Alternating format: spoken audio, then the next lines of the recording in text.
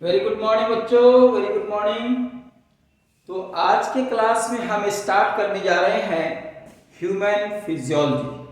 ठीक है जी बच्चों। तो आज के क्लास में हम स्टार्ट करेंगे ह्यूमन फिजियोलॉजी। तो सबसे पहले देखते हैं कि फिजियोलॉजी कहते किसे हैं।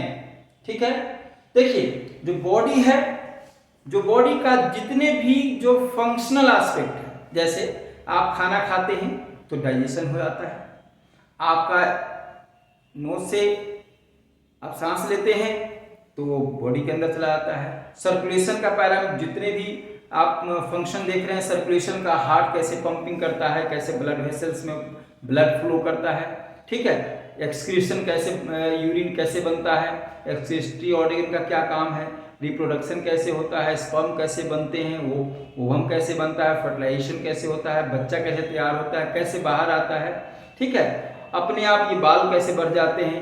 ठीक है, तो ये तमाम चीज़ों को, जो बॉडी का जो काम है, जो बॉडी के अंदर में काम है, वो है काम सिस्टम का। अब जैसे मैं तो मान लीजिए कि डाइजेशन होना है, तो डाइजेशन होगा तो उसके लिए कोई हमारे अंदर में बॉडी में कोई मशीनरी तो होगा ना। तो उसका जो मशीनरी है उसको हम एलिमेंट्री कैनाल कहते हैं। ठीक है, और एलिमेंट्री कैनाल, डाइजेस्टिव सिस्टम सब मिला करके कहलाता है आपका डाइजेस्टिव सिस्टम। ठीक है, इसी प्रकार से अन्य सिस्टम भी काम करेगा। तो हम कह रहे हैं कि जो फिजियोलॉजी है उसको एक ही लाइन में डिफाइन करना हो तो ये कहेंगे कि the functional aspect of the body. Body कैसे काम करता है, बॉडी का कार्य प्रणाली कैसे है, कैसे अपने आप को ये सर्वाइवल के लिए तैयार करता है, कैसे अपने आप को ये तमाम एनर्जी का प्रोडक्शन, सब चीज जो काम करता है उसी को हम बोलते हैं फंक्शन, काम, कार्य। तो functional aspect of the body is called physiology. Physiology कहते हैं फंक्शनल एस्पेक्ट को। ठीक है, और बॉडी का काम कैसे चलेगा, तो बॉडी के अंदर में काफ़ी चीज अपने फंक्शन को सुचारू रूप से चलाने के लिए, अपने एनर्जी को मेंटेन करने के लिए कई इसमें सिस्टम डेवलप हुए हैं, कई तंत्र डेवलप है। ठीक है, पहला तंत्र आप देखिए यहाँ पे, पहला तंत्र है डाइजेशन एंड एब्जॉर्प्शन। ठीक है, दूसरा है breathing and exchange of gases, तीसरा है सर्कुलेशन, चौथा है excretory product and there elimination. उसके आगे है आपका न्यूरल कंट्रोल एंड कोऑर्डिनेशन, आपस में कोऑर्डिनेशन चाहिए।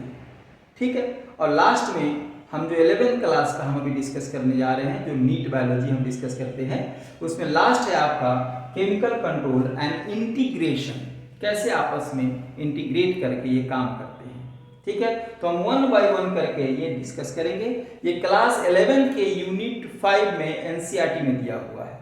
एनसीईआरटी के यूनिट 5 में आपको ह्यूमन फिजियोलॉजी नाम करके एक चैप्टर है, जिसमें ये पूरे के पूरे 1 2 3 4 5 7 चैप्टर है। इसको चैप्टर वाइज देखा जाए तो चैप्टर 16, 17, 18, 19, 20, 21, 22, मतलब 16 से चैप्टर 22 तक जो डेडिकेटेड किया गया है एनसीईआरटी में, वह है आपका फिजियोलॉजी का मामला।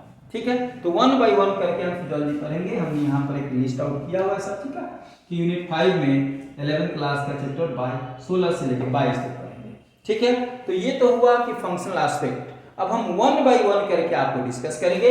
पहला टॉपिक स्टार्ट करने जा रहे हैं डाइजेशन एंड एब्जॉर्प्शन। ठीक है जी बच्चों, चलो आप तब तक इसको नोट करो, फिर आगे बात करते हैं। ओके, ठीक है, तो अब हम जो डाइजेशन एंड एब्जॉर्प्शन का फर्स्ट टॉपिक है हमारा ह्यूमन फिजियोलॉजी में, उस पर हम चर्चा करेंगे। ठीक है, देखिए डाइजेशन है और एब्जॉर्प्शन है। तो डाइजेशन किसका होगा, फूड का होगा, न्यूट्रिएंट्स का होगा। ठीक है ना, क्योंकि जब फोटोसिंथेसिस होता है तो सन की जो एनर्जी है वो बायोमास के रूप में जिस चीज में स्टोर होता है उसको हम न्यूट्रिएंट्स, फूड कहते हैं। ठीक है ना, तो फूड से अब एनर्जी लेना है, मतलब जो एनर्जी स्टोर है वो कहाँ स्टोर है, फूड के अंदर स्टोर है। कहाँ स्टोर है, फूड के अंदर स्टोर है। तो फूड से अब हमारे सेल तक एनर्जी कैसे जाएगा, इसको हम बोलते हैं डाइजेशन। डाइजेशन का मतलब सिर्फ इतना होता है कि जो बड़े मॉलिक्यूल है उसको छोटे मॉलिक्यूल में तोड़ना है, इसके अलावा डाइजेशन का कोई मतलब नहीं। डाइजेशन का मतलब है कि break down, of big molecule into small molecule. ठीक है, तो हम पहले जो बात चर्चा करेंगे अभी कि न्यूट्रिएंट्स क्या है। ठीक है, तो इसके लिए टर्म है, मतलब न्यूट्रिएंट्स लेने के प्रोसेस को हम न्यूट्रिशन बोलते हैं। ठीक है, तो पहला हमने लिखा है यहाँ न्यूट्रिशन, इनटेक ऑफ न्यूट्रिएंट्स। अब न्यूट्रिएंट्स ऑर्गेनिक भी हो सकता है और इनऑर्गेनिक भी हो सकता है। तो ऑर्गेनिक में कार्बोहाइड्रेट, प्रोटीन, फैट, विटामिन है। इनऑर्गेनिक में मिनरल्स एंड वाटर है। ठीक है, अब न्यूट्रिएंट्स को हम दो भाग में इस बारे में बांटते हैं कि कौन एनर्जी देगा और कौन प्रोटेक्शन देगा। ध्यान दीजिएगा, यहाँ पे न्यूट्रिएंट्स का जो दो मुख्य भाग है, वो पहला है मैक्रोन्यूट्रिएंट्स। क्या बोलते हैं इसको?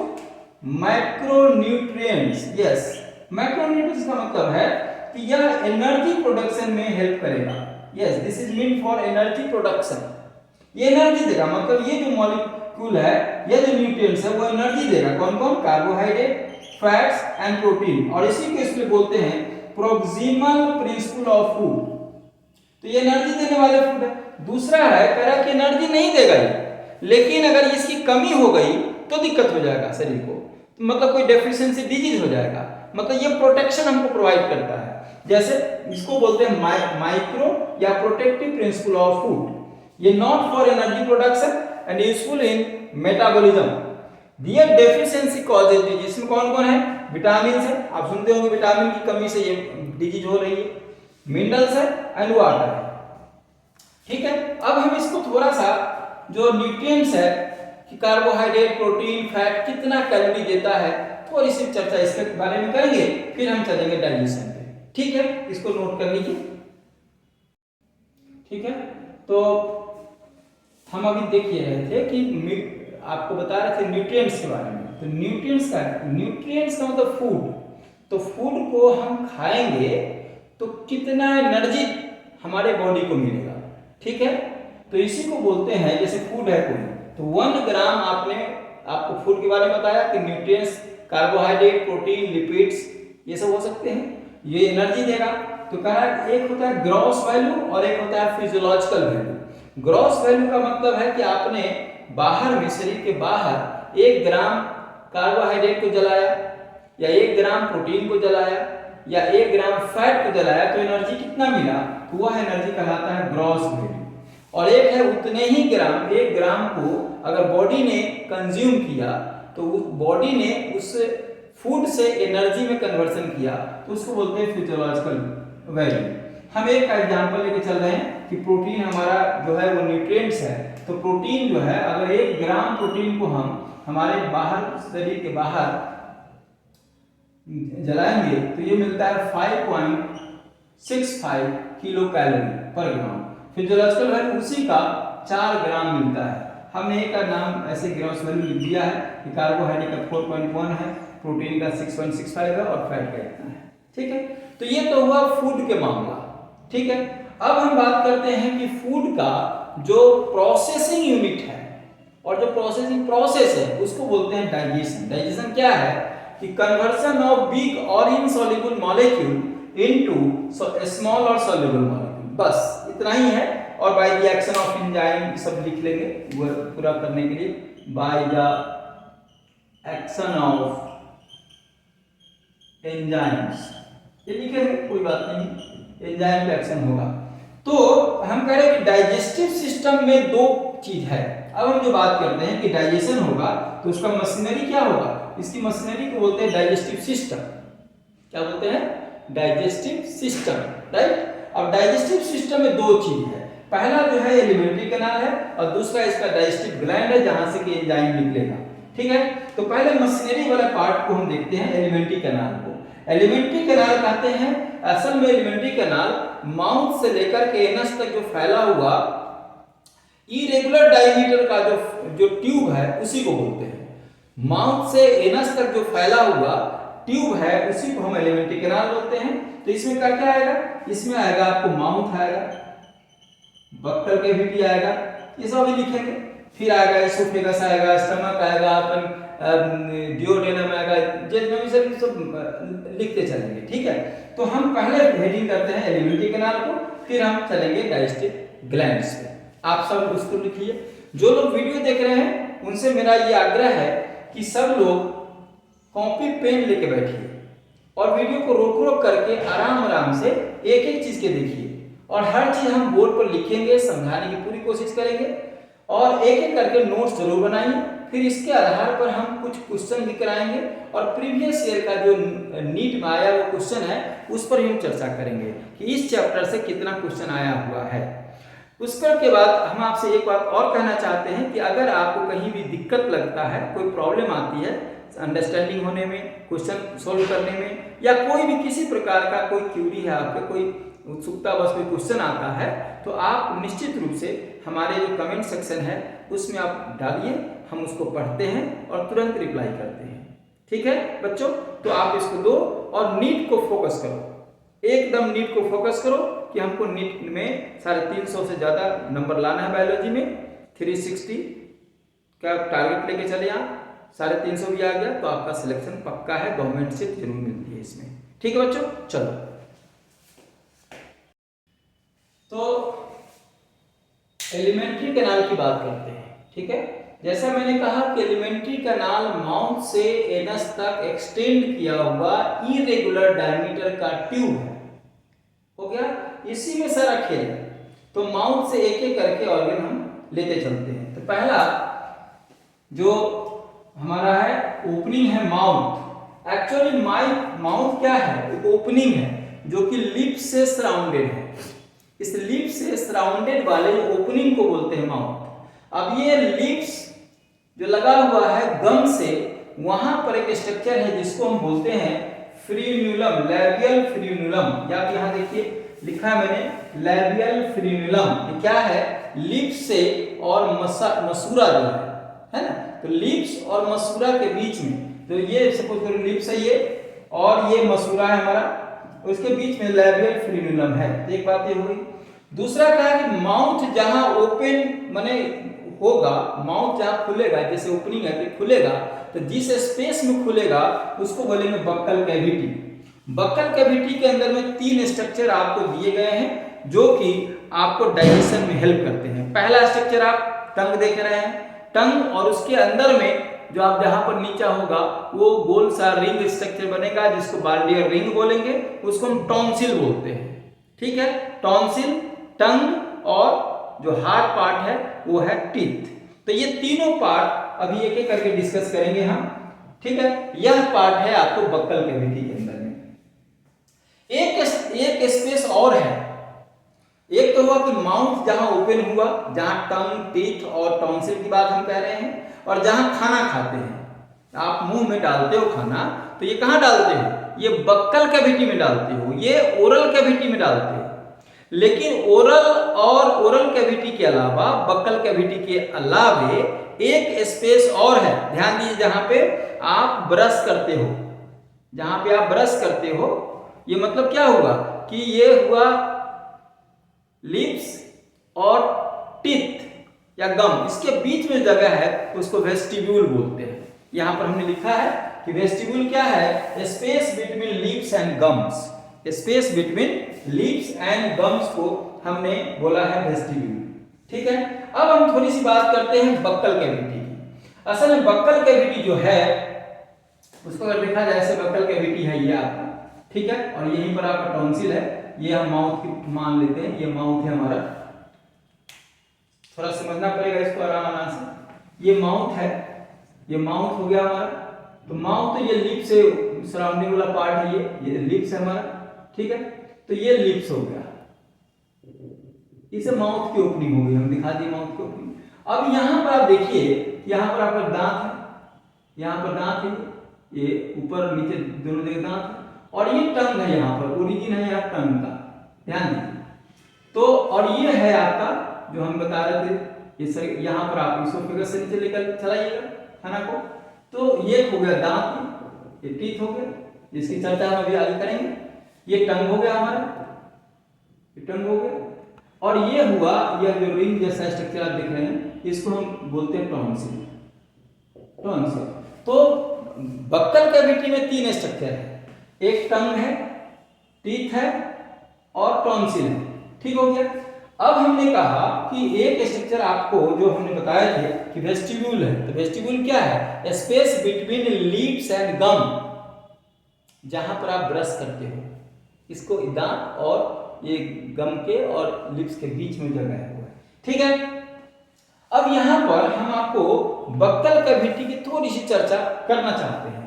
ये बक्कल कैविटी है आपका, this space is called buccal cavity, ये स्पेस है, ठीक है।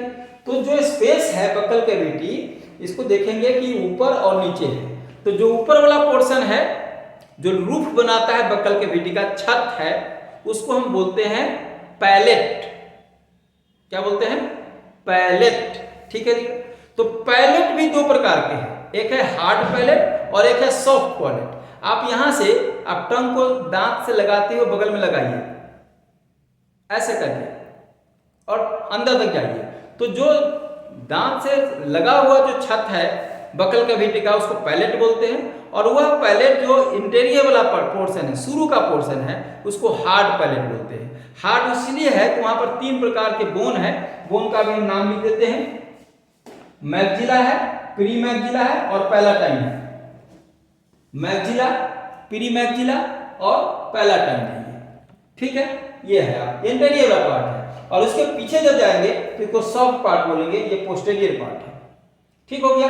तो ये देखिए आप, ये जो हम बताना चाह रहे थे, सपोज करें कि ये हमारा छत है, तो यहाँ पर एक ट्रांसवर्स रिव्स निकलेगा, ऐसा हल्का सा आपको ऐसे दिखेगा, तो ये हार्ड है ये, और इसके बाद ये सॉफ्ट बन जाएगा। फिर यहाँ पर ये टॉन्सिल आएगा, है ना।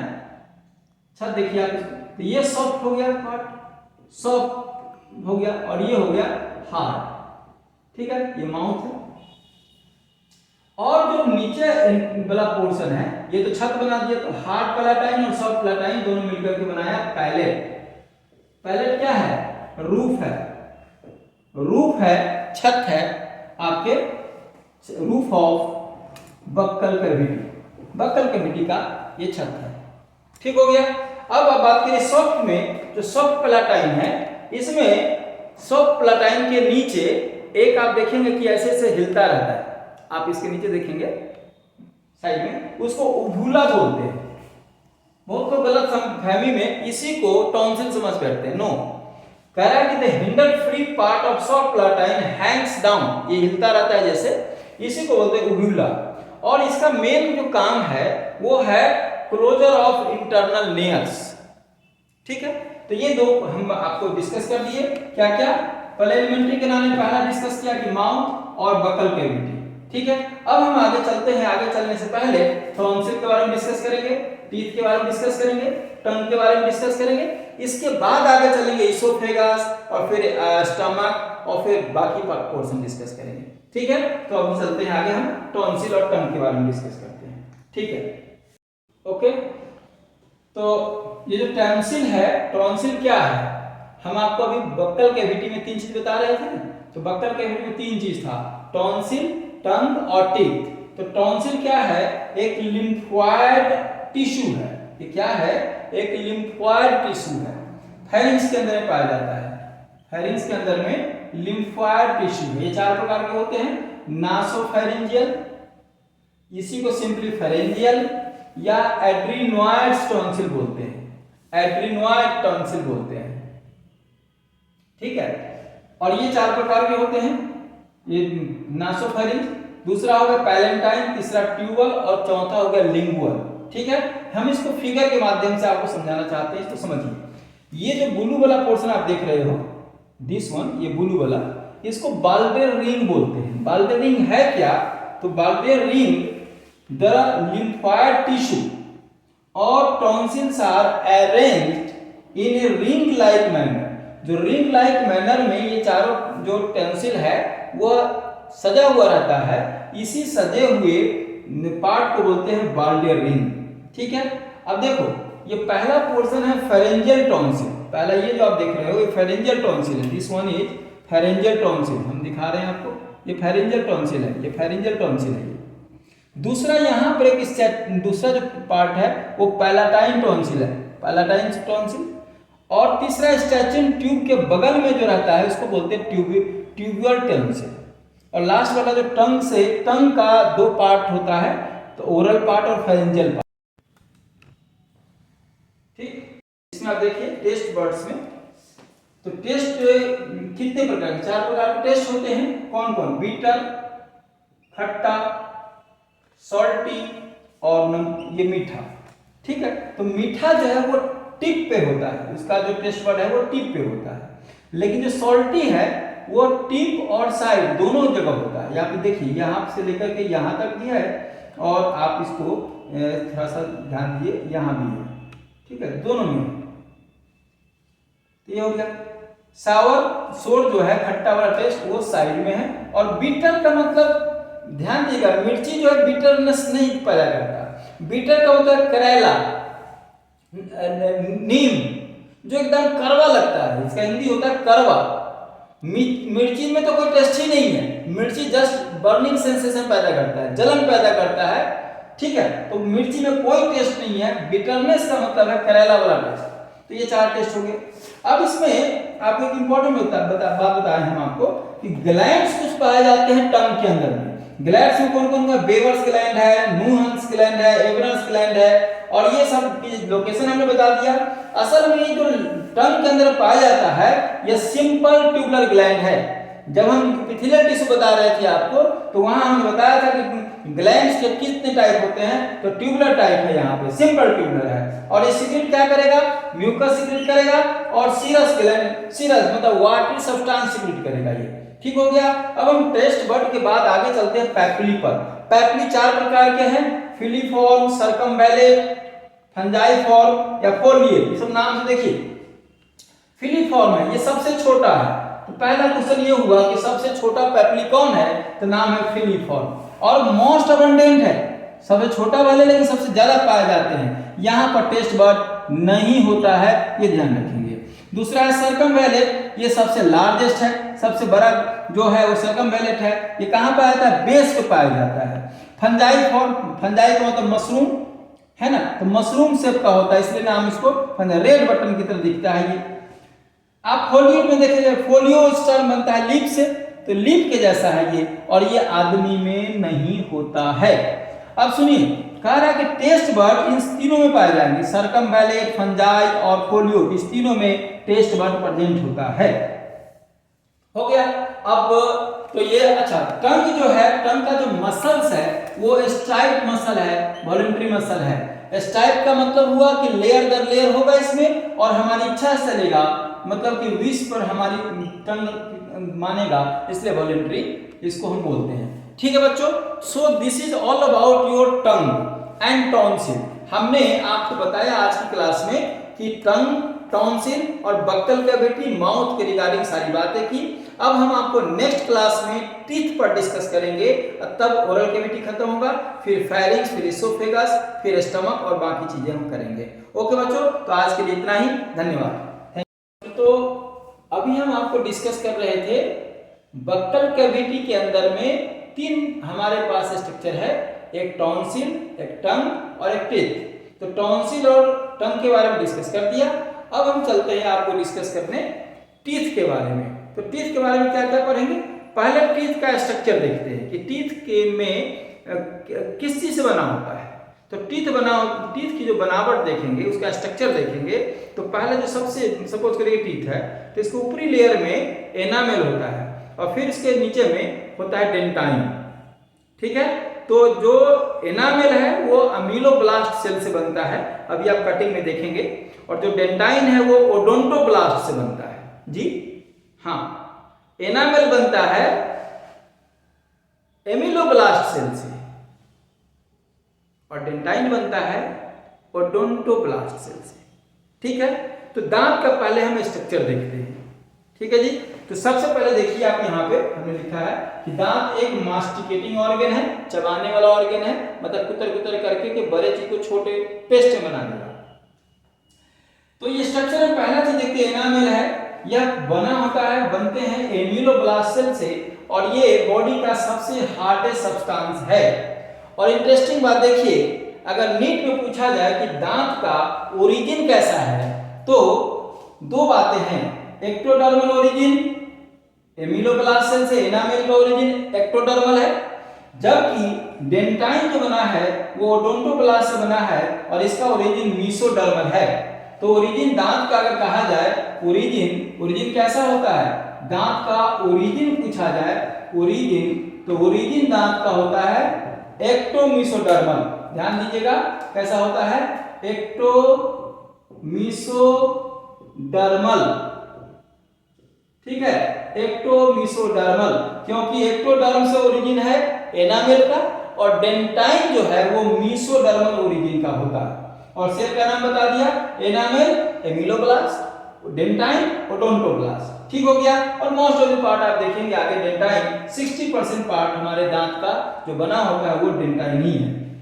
तीसरा नंबर पे गम है, जिसको मसूरा कहते हैं, expose part of the teeth. और जो दांत हम लोगों का ये थिकोडोंटीथ है। थिकोडोन का मतलब है जैसे ये सॉकेट है, तो सॉकेट के अंदर में दांत फिक्स रहता है। ये देखिए, ये दांत हो गया और ये इसका रूट के अंदर में जो रहेगा वो सॉकेट है। ये तो सॉकेट जो है इसको हम पल्प कैविटी बोलते हैं। तो लाइंड बाय ओडोंटोब्लास्ट सेल और ब्लड वेसल्स और नर्व्स इसी के थ्रू इंटर करता है। ठीक हो गया। तो आइए हम आपको थोड़ा सा दिखाते हैं ये स्ट्रक्चर के बारे में। आइए इसको डिटेल देखते हैं। देखो सबसे पहले आप यहाँ देखिए, ये देखिए आप, इसको हम क्या बताना चाहते हैं। ये एक दांत का स्ट्रक्चर है, इसमें हम बताना चाहते हैं, थोड़ा मिटा के बताता हूँ आपको। ठीक है, जो लोग लिखना चाहेंगे समझिए, ये दांत है। तो दांत का यह पोर्शन जो बाहर वाला ये क्राउन कहलाता है। ठीक है, और दांत का ये जो है दूसरा पोर्शन ये कहलाता है गम। इसको नेक बोलते हैं, इसको क्या बोलते हैं, नेक बोलते हैं। तो दांत के 3 पार्ट होंगे, क्राउन, नेक एंड रूट। तो नेक हो गया, अब ये दांत ऐसे आएगा, इसको बोलेंगे रूट। ठीक है, तो क्राउन, नेक एंड रूट। ठीक है, अब रूट जो है ऐसे से, तो इसी को हम डिटेल यहाँ पर कटिंग करके दिखाना चाहते हैं। सो देखिए जरा सा, पहले हमने आपको बताया यहाँ पर एक्टोमीसोडर्मल लिखा था, आप यहाँ नीचे लिख लो एक्टोमीसोडर्मल। ठीक है, अब हम यहाँ चलते हैं स्ट्रक्चर में। तो सबसे पहले ये क्राउन वाला पोर्शन है, यहां से लेकर के यहां तक जो है ये क्राउन है। तो क्राउन जो है वो स्ट्रक्चर देखेंगे, तो क्राउन में देखिए, आप देखिए कि ये जो ब्लैक वाला पार्ट है ये है हमारा इम्यूलोब्लास्ट का सेल। इम्यूलोब्लास्ट का सेल जो बाहरी व्हाइट पोर्शन होता है जिसको हम बोलते हैं एनामेल। तो एनामेल बनाने वाला सेल है एमिलोब्लास्ट। एनामेल जो सेल बना, उस एनामेल जो स्ट्रक्चर बना उसको बनाया एमिलोब्लास्ट से। हमने यहाँ लिखा है कि ये एनामेल है hardest substance of the body और मेड अप ऑफ, ये बने होते हैं 2 मिनरल से, फ्लोरीन एंड कैल्शियम। जी, फ्लोरीन एंड कैल्शियम, आप सुनते होंगे कि फ्लोरीन की कमी से दांत खराब हो गया। तो बिल्कुल ठीक सुना आपने कि ये जो हार्डनेस का मेन पार्ट है वो हार्डनेस इसी फ्लोरीन की वजह से होता है। जो एनामेल का जो हार्डनेस है this is due to fluorine, लेकिन फ्लोरीन के साथ साथ इसमें कैल्शियम भी होता है। ठीक है, तो हमने 3 चीज बताया। जो एक उजला वाला पोर्शन है वो एनामेल है, वो जिस सेल से बनेगा उसको बोलेंगे हम एमिलोब्लास्ट सेल, और उसके अंदर में होगा क्या, फ्लोरीन एंड कैल्शियम। जो हार्डनेस है, ये बॉडी का सबसे हार्ड पार्ट है, तो हार्डनेस के लिए रिस्पॉन्सिबल है फ्लोरीन। ठीक हो गया। अब दूसरा जो पार्ट है वो है डेंटाइन। ये पहला पार्ट हो गया हमारा। दूसरा पार्ट है डेंटाइन। तो डेंटाइन देखिए यहाँ पर है, ये ब्लू वाला पोर्शन जो हमने कलर चेंज करके बताया है ये डेंटाइन है। सॉरी, ये जो पार्ट है यह जो देख रहे हैं आप, यह वाला पार्ट, यह डेंटाइन का पार्ट है। और ये इसके नीचे में यह डेंटाइन है, ओडोंटोब्लास्ट सेल इसके नीचे है। तो डेंटाइन पार्ट है 60% part of the teeth is dentine and form by odontoblast cell. Odontoblast cell के नीचे हमारा रूट है जिसको पल्प कैविटी बोलते हैं। ठीक है, तो ये पल्प कैविटी हो गया। पल्प कैविटी का जो ये आप देखेंगे, पल्प कैविटी में नर्व्स है, ब्लड वेसल्स गया हुआ है। तो हमने एक ब्लड वेसल्स और एक नर्व का सिंबॉलिक बनाया है। ये जिसके थ्रू इंटर करेगा उसको बोलेंगे एपिकल फोरामेन। क्या बोलेंगे, एपिकल फोरामेन। मतलब यह जो देख रहे हैं आप छिद्र, यह जो ओपनिंग देख रहे हैं, इसको हम बोलते हैं एपिकल फोरामेन। ठीक हो गया। अच्छा, एपिकल फोरामेन। अब एपिकल फोरामेन के थ्रू नर्व क्या, और यह जो पोर्शन है ये थोड़ा सा ऐसे हमने सेटिंग करके बनाया था। तो आप देखिए ये जो पोर्शन है, ये इसको फिर से बताना चाहेंगे आपको। अगर आप देखें तो तो इसमें ब्लड वेसल्स है। मैं थोड़ा रेडिश इसको करना चाहता हूँ। ये देखो आप, ये जो देख रहे हो आप, यह जो सेल है ये पल्प कैविटी है। This is called pulp cavity. Pulp cavity rich in blood vessels and nerves. ठीक है जी। और देखिए आप, अब कहा कि ये तो हो गया पार्ट क्राउन का। जो नीचे है, यह जो पार्ट आप देख रहे हो, जो लाल लाल हम लोग का मसूरा दिखता है, ये मसूरा है। इसको गम बोलते हैं हम लोग। क्या बोलते हैं? गम। मसूरा है ये। दिस इज मसूरा। तो मसूरा और दांत या इस सॉकेट में है। तो अब यहाँ देखिए कि ये जो पल्प कैविटी है, उसी से कुछ हम लोगों का एक पेरिडोंटल लिगामेंट गया होता है। क्या नाम है इसका? Periodontal ligament. और पेरिडोंटल लिगामेंट बने होते हैं कोलाजन फाइबर का। कोलाजन फाइबर का। और यही पेरिडोंटल लिगामेंट दांत को मसूरा में फिक्स करता है। दांत को मसूरे के साथ जोड़ के रखता है। यस, दांत को मसूरे के साथ जोड़ के रखने वाले को बोलते हैं पेरिडोंटल लिगामेंट। तो ये बात हो गई। कुछ सीमेंटिंग मटेरियल इसके अंदर में आपको मिलेगा।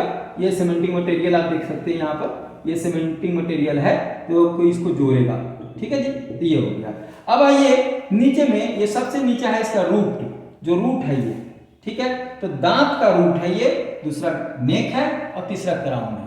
तो दांत के 3 पार्ट होते हैं, crown, neck and root. Structurally हमने आपको एक चीज बताया कि कैसे क्राउन के अंदर में एमिलोब्लास्ट, डेंटाइन ये सब होता है, और गम के बीच में ये सब बताया आपको। ठीक है। So this is all about the structure of teeth. आप इसको नोट करो अच्छे से।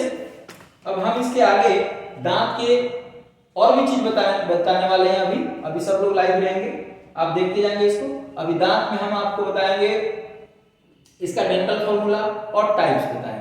आप अब इसको नोट कर लो, जो लोग स्क्रीनशॉट लेना चाहते हो स्क्रीनशॉट लो। ठीक है। तो अब हम दांत के बारे में डेंटल फॉर्मूला बता रहे हैं आपको। देखो, अभी हम types of classification, types of teeth करेंगे कि दांत को कैसे क्लासिफाई किया गया है। हम आपको यहाँ भी सिंपल डेंटल फॉर्मूला के लिए 2 बातें सिखा देते हैं। पहला चीज क्या है कि दांत को देखिए, हम लोगों का जो दांत है, ह्यूमन की बात कर रहा हूं, तो दांत 2 प्रकार के होते हैं, होमोडोंट और हेटेरोडोंट, शेप के बेसिस पे। तो जो दांत सब समान रहता है एक जैसा, उसको होमोडोंट बोलते हैं। लेकिन जिसका दांत सबका जो शेप साइज है अलग अलग है, तो उसको हम हेटेरोडोंट बोलते हैं। ह्यूमन का जो टीथ है वो हेटेरोडोंट है, मतलब कि सारे दांत का शेप साइज अलग अलग है। ठीक है। तो अब उसमें 4 प्रकार के दांत होते हैं ह्यूमन के अंदर में। एक है इंसीजर, जो सामने वाला चमक रहा है आपको। उसके बाद में केनाइन है, फिर प्रीमोलर है और मोलर है। ठीक है। तो इसी को अब देखो, एक लोअर जॉ में है और एक अपर जॉ में है। तो अगर आप लोअर जॉ और अपर जॉ करो तो एक ऊपर और एक नीचे। जैसे मान लो कि हम ऐसे काटिंग करें, एक हो गया दांत ऊपर का अपर जॉ में, अपर जॉ में है, और एक है लोअर जॉ में, एक है लोअर जॉ में। ठीक है। अब इसको आप ऐसे कट कर दो तो इसको रैमी बोलते हैं, जैसे ऐसे कर दो। ठीक है। तो अब ये 4 पार्ट हो गया, 1 2 3 4, 4 पार्ट हो गया इसका। अपर जॉ में 2 पार्ट, लोअर जॉ में 2 पार्ट। इसी को, इस अरेंजमेंट को ही बोलते हैं डेंटल फॉर्मूला। इसी को हम बोलते हैं डेंटल फॉर्मूला। डेंटिस्ट लोग इसी का इस्तेमाल करके दांत का अच्छे से ट्रीटमेंट कर पाते हैं। ठीक है। तो देखो, पहले मैंने कहा कि 4 प्रकार के दांत हैं, अपर जॉ में, लोअर जॉ में। तो 4 प्रकार के दांत कौन कौन है, इसको जरा समझते हुए चलेंगे। एक है, पहले मैंने कहा कि हेटेरोडोंट है ये सब अलग अलग है। पहले इंसीजर। इंसीजर का काम है कटिंग करने का, और इसमें एक रूट होता है और एक कस्प होता है। जैसे इसका कस्प देखो कि चौड़ा है, ये कस्प है और ये इसका रूट है। ठीक हो गया। कस्प है, रूट है। तो ये कस्प है, एक कस्प और एक रूट है। तो ये पहचान है इसकी इंसीजर की। ठीक है। और इसका काम है कटिंग करना, किसी चीज को कट करना, है ना जी। यस। दूसरा केनाइन है। केनाइन का काम चीरने का है, दांत से लगाकर चीरने का, टियरिंग का काम है। और यहाँ भी एक रूट है और एक सिंगल कस्प है, लेकिन थोड़ा सा इसका रूट जो कस्प है वो पॉइंटेड होता है। ये पॉइंटेड होता है, पॉइंटेड कस्प होता है, रूट एक ही होता है, यहाँ पर रूट एक ही रहेगा इसका भी। अब यहाँ जो मेन समझने वाला चीज है वो है प्रीमोलर और मोलर।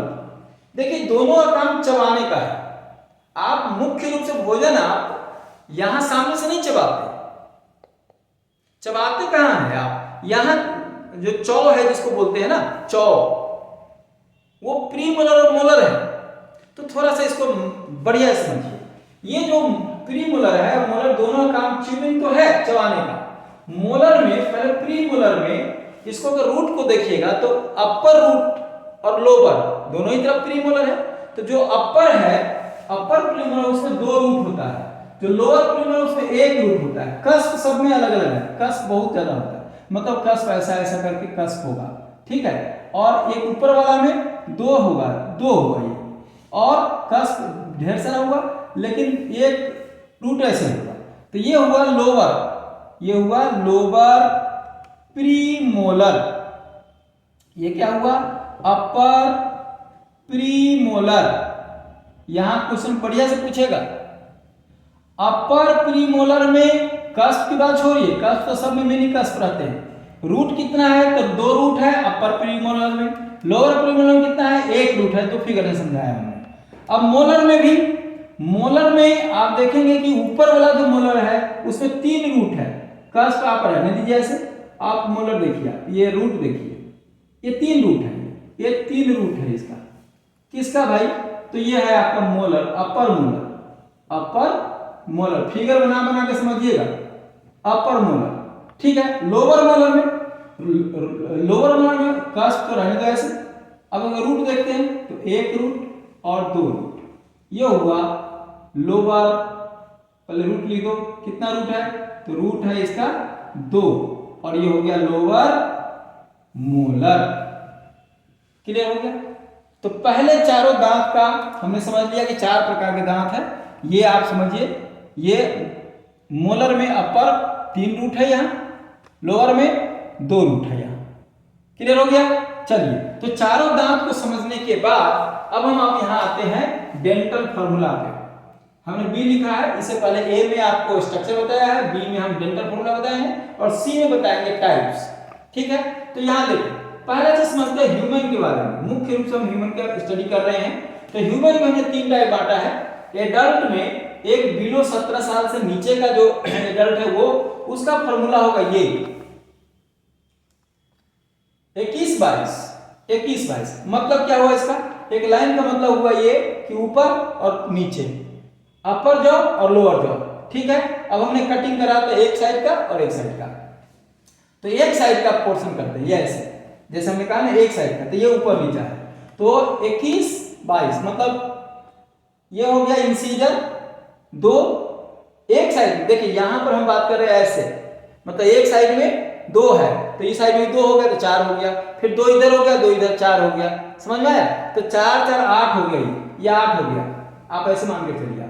तो 8 यहां हो गया इसका, और 2 है तो 2 ये केनाइन है, तो केनाइन 2 हो गया ये, फिर 2 और 4 हो गए, 4 8 12 हो गया, ठीक है। और ये फिर 2 है, और फिर ये 2 है तो 4 2 8 हो गया, फिर 2 है 2 है, तो ये प्रीमोलर मोलर है। तो कितना होगा, हम सबको इकट्ठा करके डबल कर देते हैं, 2 और 1 3, 3 2 5 तो 7, तो 7 2 14 हो गया, मतलब 7 हो गया इस साइड में, 7 हो गया इस साइड में, ठीक है। तो 14 हो गया, और फिर 7 इधर और 7 इधर, तो टोटल मिला के क्या 14 2 28 हो गया। 17 साल से नीचे का जो ह्यूमन एडल्ट है उसका दांत हो गया 28, और कैसे हुआ ये आपको बताया। अगर ऊपर जाते हैं 18 साल से ऊपर, तब यहां पर एक एक्स्ट्रा क्या बनता है, यहां पर जो एक्स्ट्रा नहीं था वो क्या नहीं था, तो विजडम टीथ नहीं था। अब यहां पर देखिए ये पोर्शन इसका है, ये जो आप थोड़ा बना हो गया, ये लाइन इसके साथ लिखोगे, इसके साथ लिखोगे, नोट बनाओगे तो ठीक है। तो ये विजडम टीथ यहाँ पे एब्सेंट था, ठीक है। अब यहाँ विजडम टीथ आ गया, तो ये विजडम टीथ 2 था ना इसमें, तो 1 बढ़ गया, ठीक हो गया। तो विजडम टीथ लास्ट मोलर में 4 एक्स्ट्रा हो गया, तो 32 हो गया। इसी प्रकार से बच्चे का जो दांत है उसमें क्या नहीं भाई, तो ये आपका इंसीजर है, केनाइन है, और ये प्रीमोलर नहीं है, तो प्रीमोलर बच्चे में नहीं होता। ये देखिए आप दोनों 0 लिखा हुआ है, एब्सेंट है। तो ये डेसिडुअस टीथ बोलते हैं, बच्चे का दांत 20 हो गया। ठीक हो गया। तो बी से अब हम यहाँ एक और चीज क्लियरिटी लाने के लिए कि क्लियर कॉन्सेप्ट आपको समझे, दांत जब एक ही बार लाइफ में निकलता है उसको बोलते हैं मोनोफायोडन। मतलब कौन दांत निकला एक ही बार, ये इंसिजर नहीं, केनाइन नहीं, मोलर और प्रीमोलर, ये 12 दांत जो निकलता है वो जीवन में एक ही बार निकलता है। जो 2 बार निकला वो निकला कौन, यहाँ देखिए 2 ये मतलब इंसिजर और केनाइन और कुछ लास्ट का मोलर, तो ये 20, ठीक है। तो डाइफायोडन मतलब जीवन में 2 बार दांत निकलेगा तो उसको डाइफायोडन बोलेंगे। तो डाइफायोडन में 20 दांत और मोनोफायोडन में 12 दांत, टोटल मिलाकर 32 दांत का ब्यौरा हमने आपको दे दिया। इसी प्रकार से रैट का ले लीजिए, 16 दांत होता है, उसका फॉर्मूला ये है। रैबिट का है फॉर्मूला 28 है, इसका फॉर्मूला देखिए। एलिफेंट में 14 दांत होता है, उसका फॉर्मूला ये है, ठीक है बच्चों। तो this is all about your teeth. अब हम आगे की क्लास में अभी थोड़ी देर के बाद आपको बताएंगे जो सी पोर्शन है वो हम बताएंगे टाइप्स ऑफ टीथ, इसका डिस्कशन हम अभी करते हैं, फिर आप देखिएगा। चलो सब लोग इसका स्क्रीनशॉट लो जल्दी जल्दी। ओके चलो करें, ठीक है। तो अब जो टीथ हम बात कर रहे थे अभी आपको, तो दांत के पोर्शन में हम अब इसके लास्ट पॉइंट पे हैं। दांत का स्ट्रक्चर बता दिया, पूरा दांत का स्ट्रक्चर बताया, केनाइन क्या है, एनामेल क्या है, वगैरह वगैरह सब चीज बता दिया, ठीक है। तो अब दूसरे में हमने आपको बताया उसके डेंटल फॉर्मूला के बारे में। अब तीसरा में हम आ रहे हैं इसके क्लासिफिकेशन ऑफ टीथ के बारे में, ठीक है। तो देखिए पहला क्या है, अलग अलग आधार पे दांत का क्लासिफिकेशन किया गया है। जैसे पहला है इसका शेप एंड साइज। तो शेप एंड साइज के बारे में कि दांत अगर सारे के सारे दांत एक ही शेप साइज के हो तो उसको बोलेंगे होमोडोंट। क्या बोलेंगे, होमोडोंट। और जिसका शेप साइज अलग अलग है, डिफरेंट प्रकार के हैं, तो उसको बोलेंगे हेटेरोडोंट, ठीक हो गया।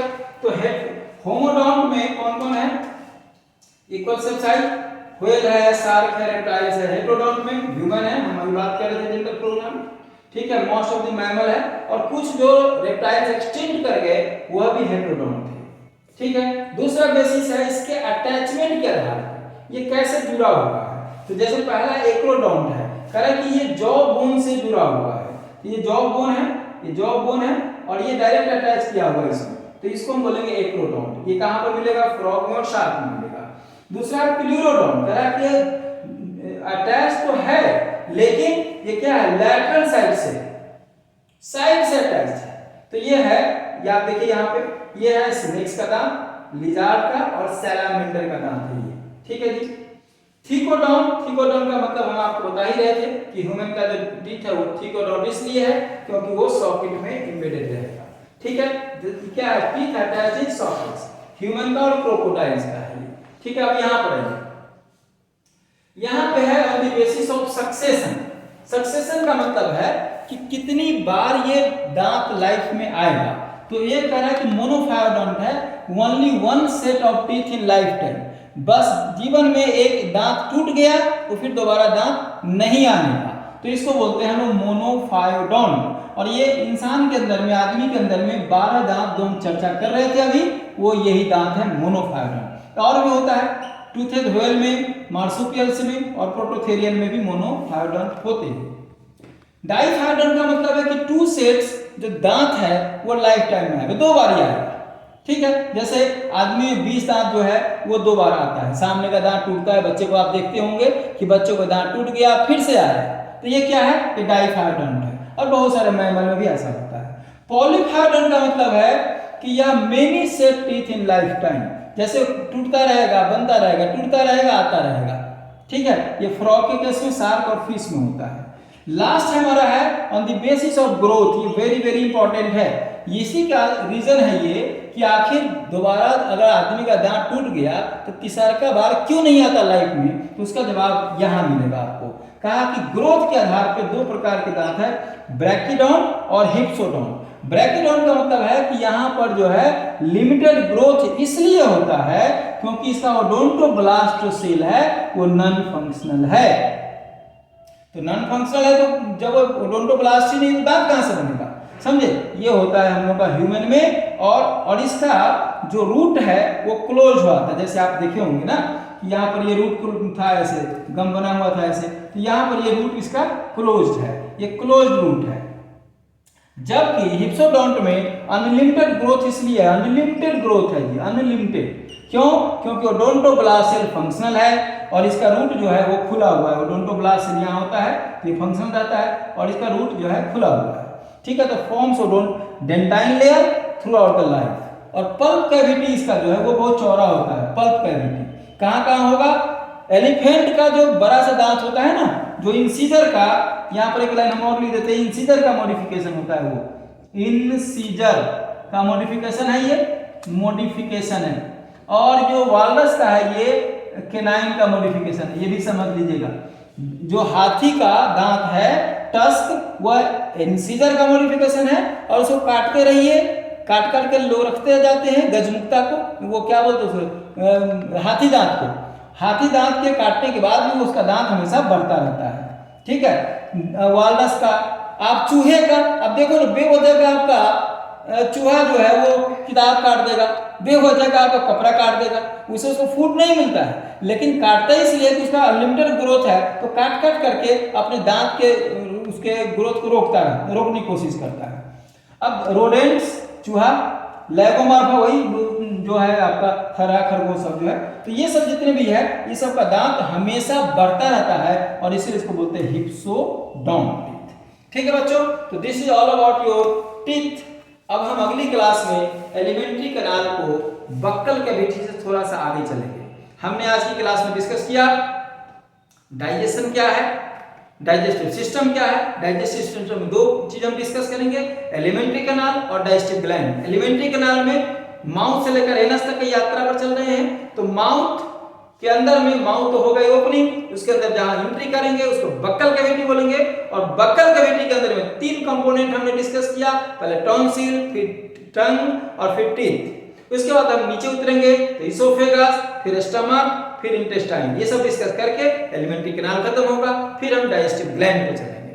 ठीक है बच्चों, तो चलो आप इसको आराम से इसको नोट कर लो। पहले जो लोग वीडियो में देख रहे हैं वो स्क्रीनशॉट खींचो, आराम से हम साइड में लाते हैं, वीडियो को रोक रोक करके एक एक करके नोट बनाइए ताकि आपका हर चीज क्लियर कॉन्सेप्ट के साथ हो।